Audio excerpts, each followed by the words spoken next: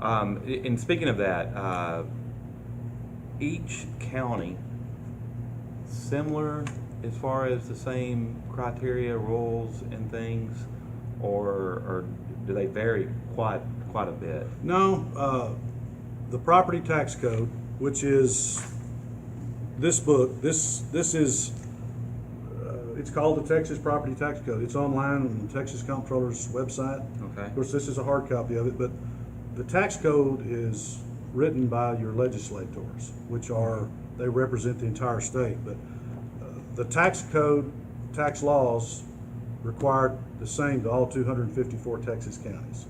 Now, there are different sizes. Obviously, we're one of the larger metro districts. You get out into West Texas, you've got some very small, as far as parcel count wise, but they're susceptible to the same tax laws that we are. Okay. So now you've got different cultures, but when you peel all the layers back, it's the same tax code that everyone is governed by in the state of Texas. Okay, very good. Now, the taxes, everybody knows, I think, or has some understanding of, that our taxes can't raise, or we can't pay more than 10% of what? Okay. So you're talking about the 10% annual limit to the appraised value. Okay. So separate taxes from appraised value. Okay. So the appraised value this year, let's just say in 2015 is this year. It's actually last year, but last year your appraised value was at $100,000. This year in 2016, we raised the market value based on sales to $130,000. Okay. But because of the 10% limit, it's 100,000 times 10%, which would be 110. The market value is at 130, but the appraised value stays at 110.